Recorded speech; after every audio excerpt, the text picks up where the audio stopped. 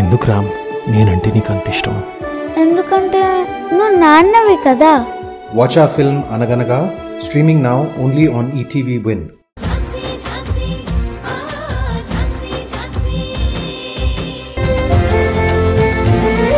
అక్క, నేను ఏ జన్మలో చేసుకున్న పుణ్యమో ఒకే కడుపులో పుట్టకపోయినా సొంత చెల్లిలా చూసుకుంటున్నావు.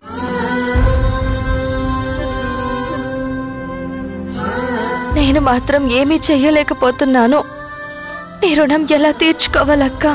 రాణి, నువ్వు నా చెల్లెల్లాంటి దానివి. సారీ, చెల్లెల్లాంటి దానివి కాదు, నువ్వు నా సొంత చెల్లివి. చెల్లెలు సంతోషంగా ఉండేలా చేయడం అక్కగా నా బాధ్యత కదా. నేను కూడా అదే చేస్తున్నాను. అక్క చెల్లెళ్ల మధ్య రుణం తీర్చుకోవడం అంటూ ఏం ఉండదు రాణి.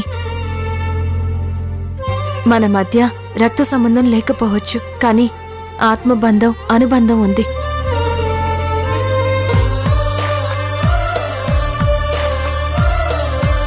అమ్మ ఝాన్సీ, నీది చాలా గొప్ప మనసమ్మా. అయ్యో తాతయ్య, మీరు పెద్దవారు, నేను కూడా మీకు మనవరాళ్లే. మీరు నన్ను ఆశీర్వదించాలే కానీ ఇలా చేతులెత్తి దండం పెట్టకూడదు. రాణి, నేను ఒక కేసుకి సంబంధించి డీటెయిల్స్ చూసుకోవాలి. నేను వెళ్ళొస్తాను.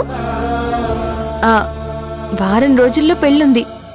ఆ పని ఈ పని అని పెట్టుకుని అలసిపోకే, గ్లామర్ మెయింటైన్ చేయి. అక్క, తాతయ్య వెళ్ళొస్తాను. సరే, జాగ్రత్త.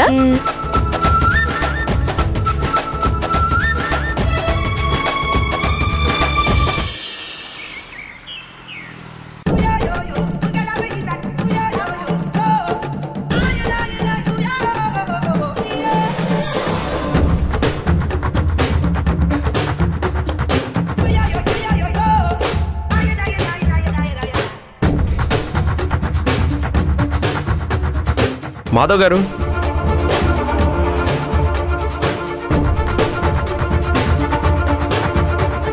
సార్ పిలుస్తున్నారు. సార్ చెప్పండి సార్. ఏం చేస్తున్నారు?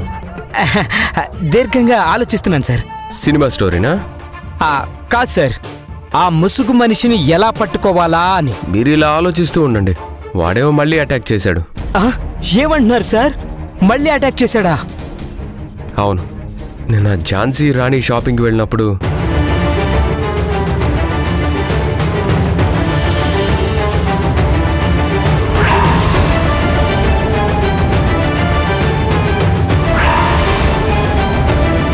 ఇదా ముసుగు మనిషి ఫోన్.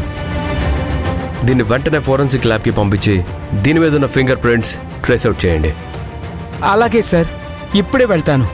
ఇంకో విషయం, ఆ రిపోర్ట్స్తో పాటు ఈ మొబైల్ని కూడా ఇక్కడికి తీసుకురండి. ఎందుకు సార్? మొబైల్లో ఉన్న డేటాని ట్రాక్ చేద్దాం. ఇక వాడు తప్పించుకోలేడు. ఖచ్చితంగా వాడి ముసుగు తొలగిపోవాల్సిందే. అవును సార్, ఎలాగైనా మనం వాడిని పట్టుకోవాల్సిందే సార్. వాడు ఆడపిల్లల్ని, చిన్నపిల్లల్ని ఇలా బెదిరించడం ఏంటి, అటాక్ చేయడం ఏంటి? మీరు హీరోలా టైంకి వెళ్ళకపోయి ఉంటే ఇప్పుడు ఆ హీరోయిన్ ఏ పరిస్థితిలో ఉండేదో. మాధవ్ గారు, ఈ విషయాన్ని చాలా సీరియస్గా తీసుకోండి. మీ మైండ్ కొంచెం స్టోరీల వైపు కాకుండా కేసు దగ్గరే పెట్టుకోండి. చాలా త్వరగా ఈ పని పూర్తయిపోవాలి. Okay sir.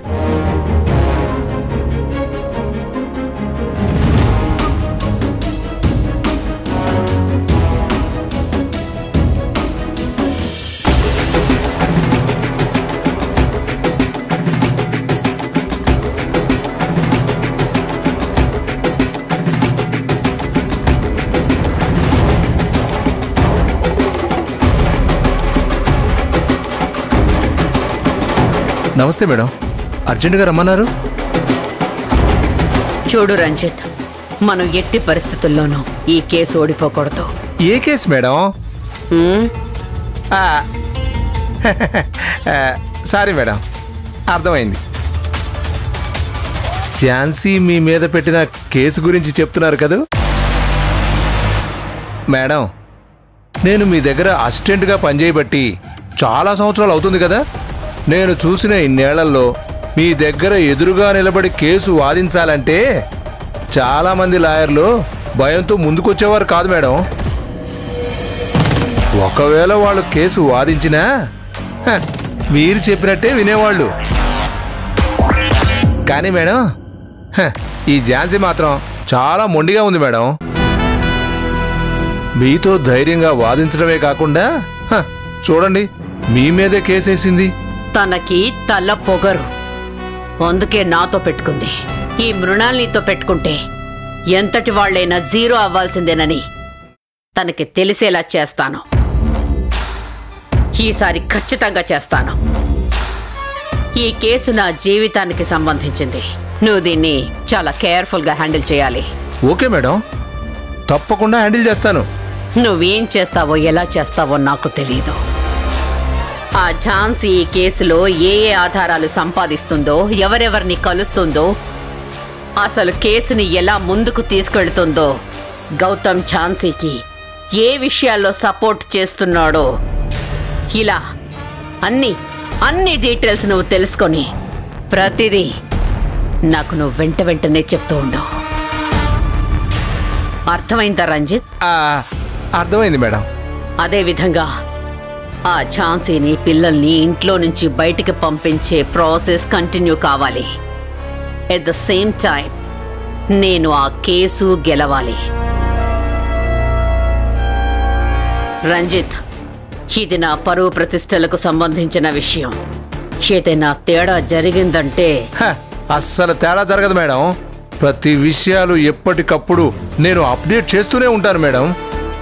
మీరు ఖచ్చితంగా ఈ కేసు గెలుస్తారు. రంజిత్, నువ్వేం చేయాలో చెప్తాను, నోట్ చేసుకో. కనీసం ఇదైనా కరెక్ట్గా చెయ్యి. చెప్పండి మేడం. చేస్తాను మేడం. చెప్పండి మేడం.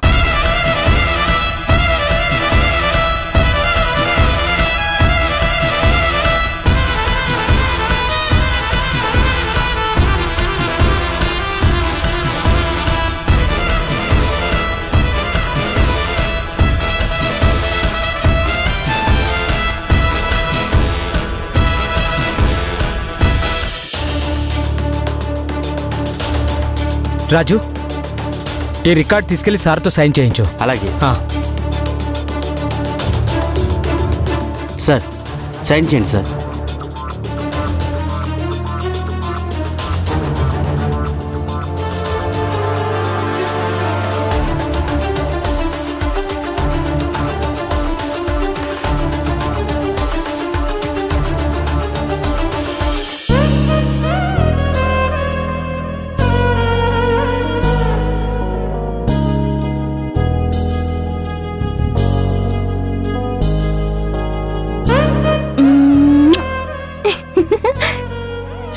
నీ పని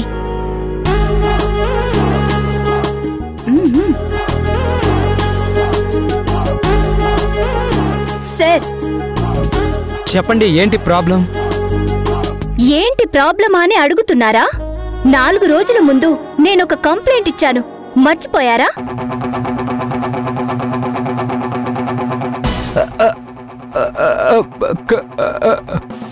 కంప్లైంటా?